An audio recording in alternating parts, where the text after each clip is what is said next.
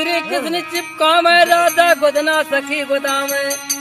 गोदना गोदी के की है ना तैया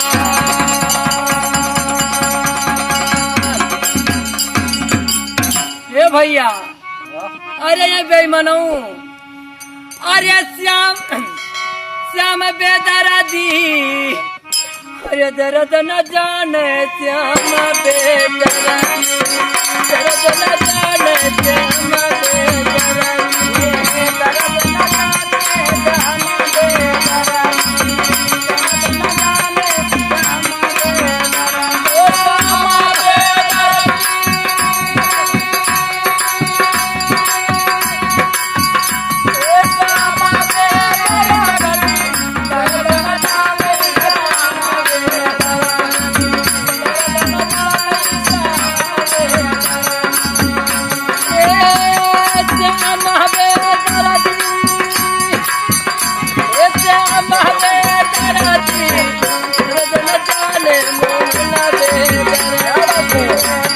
न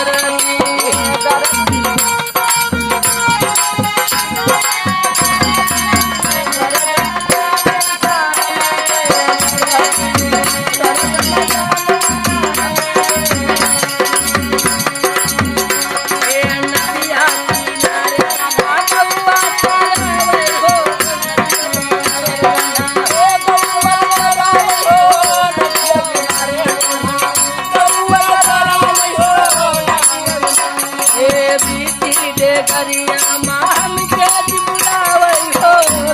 डगरिया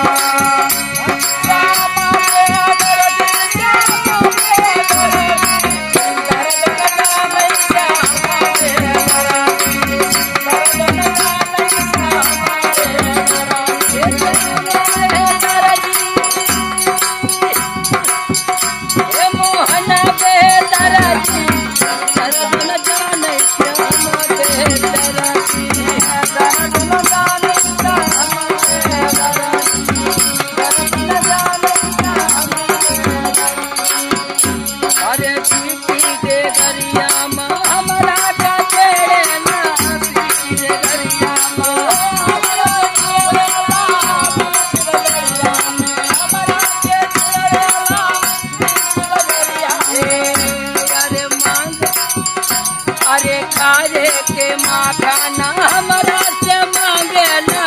खाए के माखना हमरा से मांगे ना खाए के माखना हो हमरा से मांगे ना खाए के माखना हो अरे क्या हम काची खाद करी अरे हम काची खाद करी हम ही सावरिया